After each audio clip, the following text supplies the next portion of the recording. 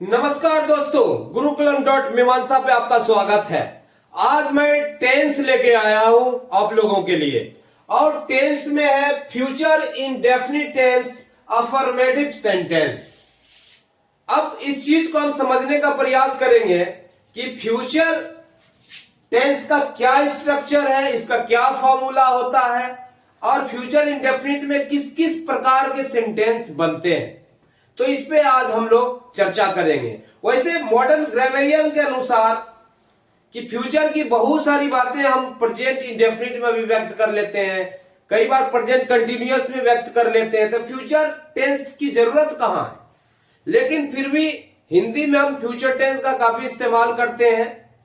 तो हिंदी भाषियों के लिए फ्यूचर टेंस के बारे में ग्रामर में लिखा गया है, खासकर समझने के लिए उन चीजों को कि इंग्लिश में कैसे इसका प्रयोग किया जा सकता है। तो चलिए आज हम future indefinite tense, affirmative sentence में कैसे स्ट्रक्चर बनता है, ये क्या चीज है, इस पे हम समझने का प्रयास करते हैं। फ्यूचर इंडेफिनिट टेंस में कई तरह के भाव को अभिव्यक्त किया जाता है। नहीं, पहले हम इसे समझते हैं ये क्या चीज है। जिस हिंदी सेंटेंस के अंत में गा, गे, गी इत्यादि लगा रहे, ऐसा सेंटेंस फ्यूचर इंडेफिनिट टेंस के अंतर्गत आता है। नहीं, जिस क्रिया के अंत में गा, गे, गी, जैसे मैं जाऊंगा, खाऊंगा, तो गा, गे, गी है, वह जाएगी, खाएगी, वे लोग जाएंगे। नहीं, इस तरह का सेंटेंस जो है फ्यूचर टेंस में आता है और फ्यूचर इंडेफिनिट टेंस के अंतर्गत आता है। इसका फॉर्मूला है सब्जेक्ट प्लस शैल या will plus V1 plus other words. ये बहुत ही सिंपल है बनाना। अगर आप टेंस को समझते आ रहे हैं तो ये भी आसान है। नहीं, वैसे विल या शैल एक क्या है, विल या शैल एक मॉडल वर्ब्स है, लेकिन फ्यूचर की बातों को अभिव्यक्त करने के लिए भी इसका प्रयोग किया जाता है। लेकिन अभी जो हम पढ़ रहे हैं एज ए मॉडल वर्ब नहीं पढ़ रहे हैं, हम फ्यूचर टेंस, फ्यूचर की बातों को अभिव्यक्त करने के लिए विल या शैल का प्रयोग यहां किया जा रहा है। तो उस हिसाब से हम लोग इसे समझेंगे। तो इसे एग्जांपल्स हम समझते हैं। सिंपली अगर अफर्मेटिव सेंटेंस में आता है तो हम इसे कैसे बनाएंगे। वैसे फ्यूचर टेंस को कई तरह से प्रयोग किया जाता है। पहले हम सिंपल सेंटेंस को समझते हैं, फिर उसे हम समझेंगे एग्जांपल से। मैं स्कूल जाऊंगा, ये बहुत ही सिंपल है, इसे बनाना। मैं का क्या हो जाएगा, आई के साथ क्या लगता है, आई या वी के साथ शैल का प्रयोग होता है। आई शैल गो, मैं जाऊंगा, सिंपल है। तुम एक गाना गाओगे, क्या हो जाएगा, यू के साथ विल लगता है, you will sing a song.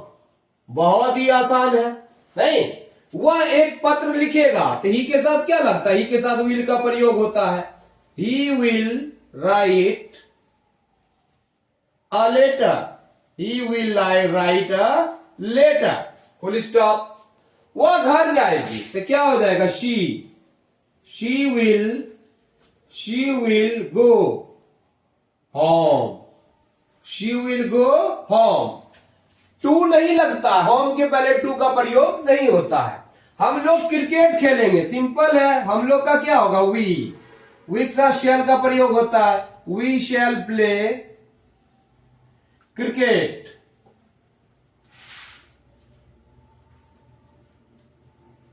We shall play cricket, simple सी बात है ना। We shall play cricket. इसे और थोड़ा सही से लिखता हूं।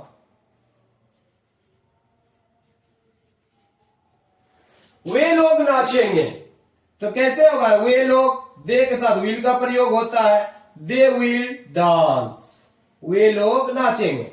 तो आपने देखा ये बहुत ही आसान है। आई या शैल या विल का प्रयोग होता है जिस वाक्य के अंत में गा, गे, गी रहेगी। नहीं, तो ऐसे सेंटेंस जो है किसमें आते हैं, फ्यूचर इंडेफिनिट टेंस के अंतर्गत आते हैं। ये सिंपल सेंटेंस है, अफर्मेटिव में इसे बनाना बहुत ही आसान है। अब ये आता कि मैं अवश्य जाऊंगा, ये थोड़ा दूसरे प्रकार का सेंटेंस है तो फ्यूचर इंडेफिनिट, लेकिन यहां पर क्या है, कहता जहां दृढ़ प्रतिज्ञा या किसी चीज पर जोर दे के हम बोलते हैं, मैं अवश्य करूंगा, मैं अवश्य जाऊंगा, मैं अवश्य खाऊंगा, अगर इस तरह का भाव हो तो वहां पर हम क्या करते हैं, आई के साथ विल का प्रयोग करते हैं, ही के साथ शैल का प्रयोग करते हैं। जहां जहां विल है वहां वहां शैल का प्रयोग होगा, और जहां जहां शैल का प्रयोग होता है वहां वहां विल का प्रयोग होगा। देखिए एग्जांपल से, मैं अवश्य जाऊंगा, तो इसका कैसे होगा, आई क्या हो जाएगा, आई विल गो, मैं अवश्य जाऊंगा। आसान है, क्योंकि यहां अवश्य जाऊंगा जोर देके बोला जा रहा है। नहीं, तुम अवश्य एक गाना गाओगे तो क्या हो जाएगा, you shall Singh a song. ये गलत नहीं है, अगर शैल लग गया इसका मतलब उस पर जोर दिया जा रहा है। नहीं, you shall Singh a song, तुम अवश्य एक गाना गाओगे, जोर देके बोला जा रहा है ना। वह अवश्य एक पत्र लिखेगी, शी के साथ क्या लगेगा, शी शैल। अब चूंकि इसके साथ क्या लगता है, शी के साथ विल लगता है, लेकिन अवश्य आ गया ना, मैं अवश्य, श्योरिटी की बात की जा रही है, मैं अवश्य इस तरीके से है, मैं अवश्य एक पत्र, वह एक अवश्य एक पत्र लिखेगी, तो यहां क्या हो जाएगा, she will write a letter, she will write a letter. बहुत ही आसान है बनाना, समझना है सिर्फ, वह अवश्य घर जाएगा, he shall go home, इसका मतलब है कि वह अवश्य घर जाएगा। अदरवाइज ही के साथ क्या लगता है, ही के साथ विल लगता है, शी के साथ विल लगता है, लेकिन यहां शैल लगा। मैंने क्या बोला, जहां जहां विल रहेगा वहां शैल लग जाएगा, जहां जहां शैल है वहां विल लग जाएगा, अगर इस तरह का भाव हो तो। अब एक दूसरे तरह का सेंटेंस है कि फ्यूचर टेंस में इंफिनिटिव वर्ब का भी प्रयोग होता है। अगर इंफिनिटिव वर्ब कैसे शुरू होता है, जिस वर्ब के आगे इनफाइनाइट वर्ब भी कहते हैं, टू लग जाता है, जैसे टू वर्क, तो ये क्या है, टू लग जाता है तो इनफाइनाइट वर्ब होता है वो जनरली। तो आइए हम इसे भी देखते हैं, अगर इंफिनिटिव लगा रहे तो कैसे बनता है फ्यूचर में। मैं पढ़ाने जाऊंगा, तो यहां पर क्या होगा, सिंपली मैं जाऊंगा का आई शैल गो, क्या करने जाऊंगा, पढ़ाने, टू टीच। तो यहां पर हमने क्या यूज किया, इंफिनिटिव का यूज किया है, इंफिनिटिव वर्ब का प्रयोग किए, आई शैल गो टू टीच। तुम लिखने की कोशिश करोगे, तो क्या हो जाएगा, यू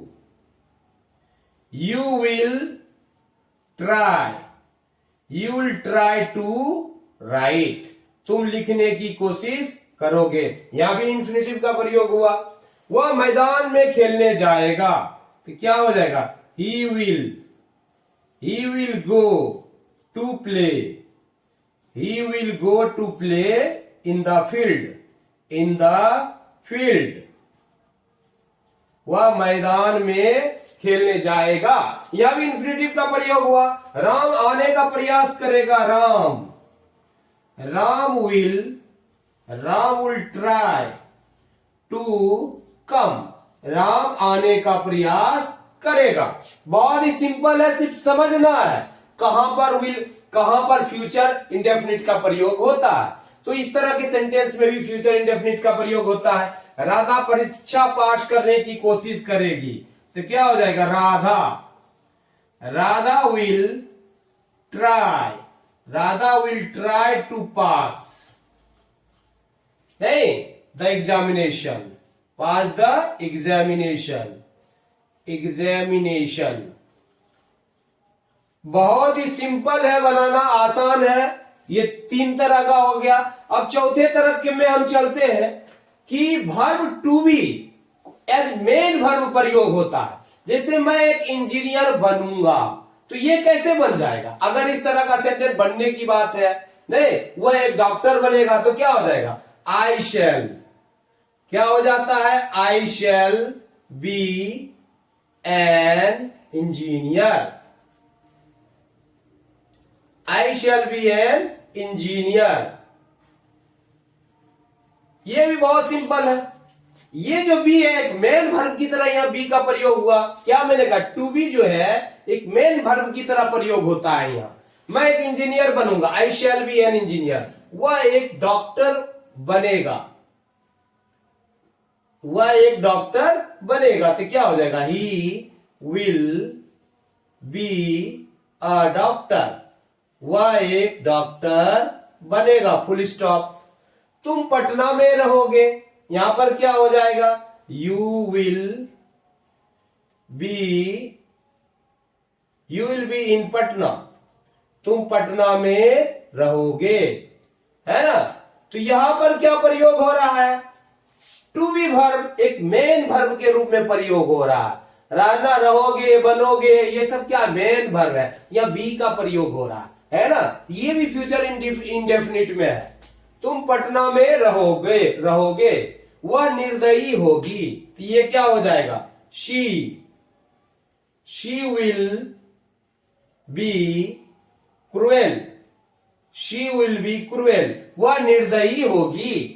मैं कई बार आर जो है दो तरीके से लिख देता हूं, कई बार इस प्रकार से भी लिखता हूं, कई बार मैं ऐसे कर्सिव में भी लिख देता हूं। तो आप कंफ्यूज मत होना, है ना, कंफ्यूज होने की कोशिश मत करना। इसलिए कई बार ये फ्लो में लिखा जा रहा है ना। तो आप यहां समझते हैं वह निर्दयी होगी, तो कैसे बनेगा, she will be cruel, simple है। अब देखो, to express conditional sentence, future indefinite में हम कंडीशनल सेंटेंस को भी अभिव्यक्त करते हैं। यहां पर देखो, इस एग्जांपल से समझते हैं तब आपको समझ में आएगा। यदि तुम आओगे तो मैं जाऊंगा, क्या है, यदि तुम आओगे तो मैं जाऊंगा। हिंदी में तो ये दोनों फ्यूचर टेंस में है, लेकिन इंग्लिश में ये फ्यूचर में दोनों नहीं बनने वाला। एक प्रेजेंट इंडेफिनिट में बनेगा, एक दूसरा फ्यूचर इंडेफिनिट में बनेगा। नहीं, इस कंडीशनल सेंटेंस को समझना है, जो अभिव्यक्त किया जाता है इंडेफिनिट में भी है और प्रेजेंट इंडेफिनिट में भी है और फ्यूचर इंडेफिनिट में भी है। कैसे, यदि तुम आओगे तो मैं जाऊंगा। नहीं, तो यहां पर क्या है, यदि तुम आओगे, तो पहले यदि तुम आओगे ये हमारा प्रेजेंट इंडेफिनिट में होगा। इफ यू कम,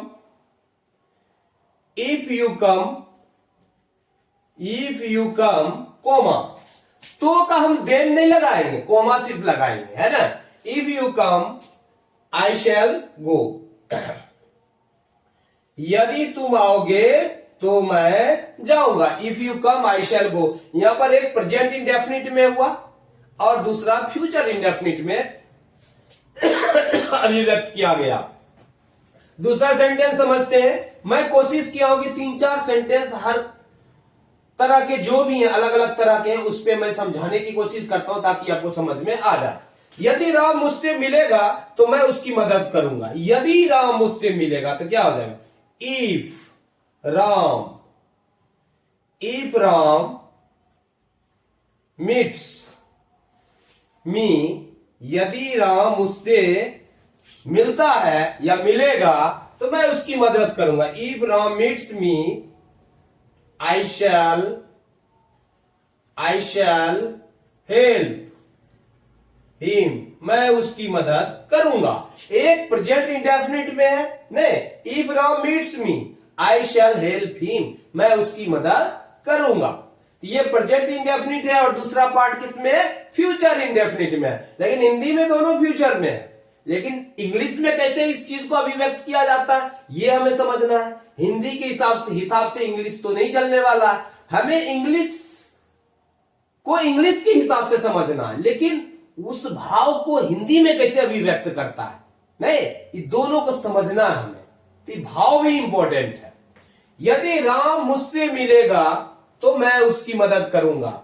अब वही बात हिंदी में फ्यूचर में अभिव्यक्त करते हैं, लेकिन इंग्लिश में क्या है, एक प्रेजेंट इंडेफिनिट, दूसरा फ्यूचर इंडेफिनिट, है ना। यदि राधा पढ़ेगी तो वह पास करेगी, तो क्या है यहां, इफ राधा रीड्स she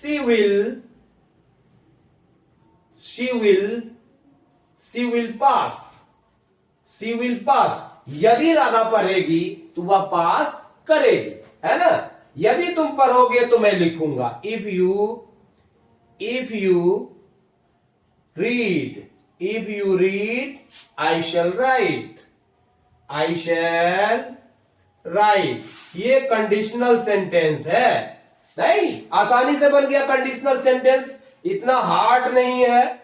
एक तीसरी बात है, तो हमने यहां वर्ब टू बी हो गया, टू एक्सप्रेस कंडीशनल सेंटेंस भी हो गया। तीसरा है कि कहां प्रयोग होता है फ्यूचर इंडेफिनिट का, टू एक्सप्रेस ओपिनियंस या असम्पशंस या स्पेकुलेशन, मतलब हम अनुमान को अभिव्यक्त करने के लिए, अपने मंतव्य को अभिव्यक्त करने के लिए, नहीं, हम जो सोचते हैं उसको अभिव्यक्त करने के लिए भी हम फ्यूचर इंडेफिनिट का प्रयोग करते हैं, सॉरी प्रेजेंट नहीं, फ्यूचर इंडेफिनिट का प्रयोग करते हैं। तो उसमें जनरली क्या सब शब्द आता है, अगर इस तरह का इस ओपिनियन को, अपने मंतव्य को व्यक्त करना चाहते हैं, अनुमान को व्यक्त करना चाहते हैं, है ना, अपने आकलन को अभिव्यक्त करना चाहते हैं, असम्पशन को अभिव्यक्त करना चाहते हैं, तो उसको हम किस प्रकार से, जो हमारा विश्वास है उसको अभिव्यक्त करना चाहते हैं, तो हम कैसे अभिव्यक्त करते हैं? तो जनरली हम think, hope, expect, believe, feel, sure, wonder, assume, suppose, इस तरह के वर्ड का प्रयोग किया जाता है। अब आइए एग्जांपल से समझते हैं, हमें समझ में आएगा। जैसे है, मैं सोचता हूं या मैं समझता हूं या मुझे लगता है कि वह अवश्य आएगा, तो यहां पर क्या होगा, आई थिंक, नहीं, तो क्या हो जाएगा, आई थिंक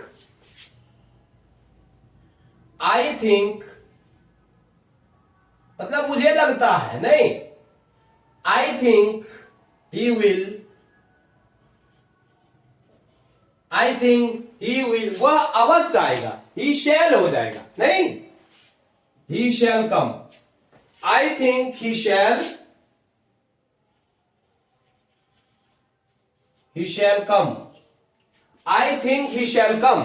ये आसानी से बन गया, है ना, मैं सोचता हूं या मैं समझता हूं या मुझे लगता है वह अवश्य आए, आई थिंक ही शैल कम, मुझे लगता है वह अवश्य आएगा, आसानी से बन गया, आई थिंक ही शैल कम।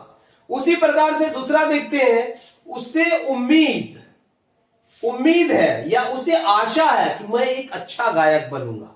यहां पर क्या है, होप या एक्सपेक्ट की बात हो रही है ना, तो यहां क्या हो जाए, ही aspects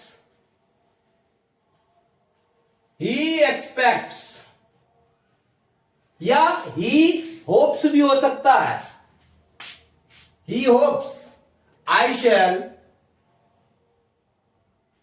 shell be a good singer, I shall be a good singer, है ना, उसे उम्मीद है, नहीं, उसे क्या है, उसे उम्मीद है कि मैं एक अच्छा गायक बनूंगा। अगर इस तरह से उम्मीद की बात होती है, आशा की बात करता है, तो वहां भी इस तरह के, वहां भी हम इस तरह फ्यूचर इंडेफिनिट का प्रयोग करते हैं। पहले पार्ट में तो हम एक्सपेक्ट यूज कर रहे हैं, यहां पर थिंक का यूज कर रहे हैं, नहीं, मैं सोचता हूं, आई थिंक, ये अगर देखा जाए तो क्या है, प्रेजेंट इंडेफिनिट है, और बाकी आगे की बात जो है फ्यूचर में हम अभिव्यक्त कर रहे हैं। अब दूसरा है सेंटेंस, मेरा विश्वास है, यहां पर क्या हो जाएगा, बिलीव की बात है, आई बिलीव, क्या हो जाएगा, आई बिलीव, मेरा विश्वास है, आई believe Rohan will win the match, I believe Rohan will win the match, मेरा विश्वास है कि रोहन मैच जीतेगा, I believe Rohan will win the match. अगर बिलीव की बात है तो हम इस तरीके से भी बोलते हैं, इस तरह से भी हम अभिव्यक्त करते हैं। ये वाला जो पार्ट है ये प्रेजेंट इंडेफिनिट में है, और ये वाला पार्ट क्या है, फ्यूचर इंडेफिनिट में है ना। मेरा विश्वास है कि रोहन मैच जीतेगा, I believe Rohan will win the match. बीच में दैट नहीं लगाना है, I shall be a good singer, I think he shall come, नहीं, इस प्रकार से होगा, मेरा दावा है कि वह आएगी, नहीं, तो क्या हो जाएगा इसका, I am sure I am sure she will come. I am sure she will come. मेरा दावा है वह आएगी. नहीं, I am sure she will come. नहीं, मैं आश्वस्त हूं वह आएगी. यहां पर भी हम यहां पर फ्यूचर इंडेफिनिट का प्रयोग किया जा रहा है और यहां पर आई एम श्योर, है ना. ये एक तरीके से देखा जाए तो क्या है, ये प्रेजेंट में और फ्यूचर में है. दूसरा देखते हैं, मेरा मानना है या मैं मानता हूं वह पास करेगी. यहां सपोज है या एस्यूम है ना. आई सपोज या एस्यूम. मेरा मानना है कि वह पास करेगी. आई सपोज, आई एस्यूम वह शी विल पास. मेरा मानना या मैं मानता हूं कि वह पास करेगी. I suppose, I assume she will pass, है ना. यह भी आसानी से बन जाएगा. मैं जानता हूं कि सभी लोग एक दिन मरेंगे. आई नो दैट नहीं लगाना है. I know everybody will die one day. I know everybody will die one day, है ना. ये भी आसानी से बन गया. अगर इस तरह का सेंटेंस हो जहां पर हम थिंक, होप को यूज कर रहे हैं, बिलीव, फील, श्योर, वंडर से भी बन सकता है. नहीं, मुझे आश्चर्य है, इस तरीके से भी बन सकता है. मुझे आश्चर्य होता है कि वह, आई वंडर वह आ रहा है या वह आता है.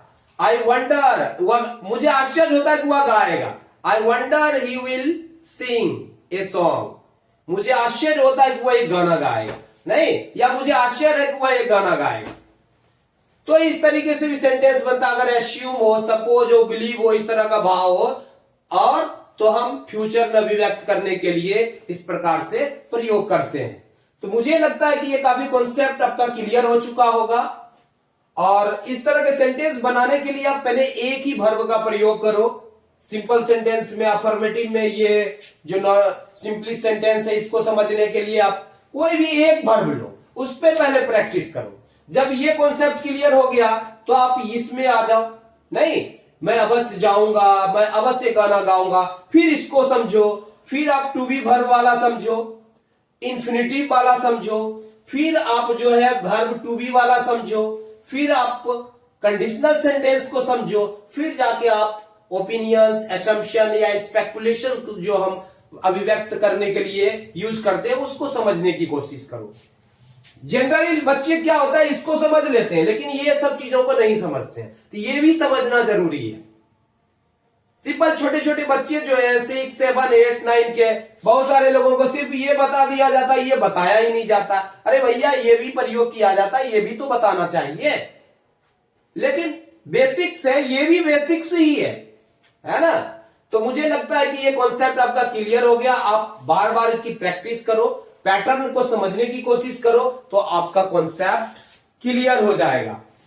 जाते जाते अगर हमारा वीडियो आपको पसंद आया हो, अगर मेरी टीचिंग आपको पसंद आ रही हो, तो हमारे चैनल को जरूर लाइक करें, सब्सक्राइब करें और ज्यादा ज्यादा अपने दोस्तों को बताएं. हमें लोगों तक पहुंचने में मदद करें. तब तक के लिए जय हिंद, जय भारत.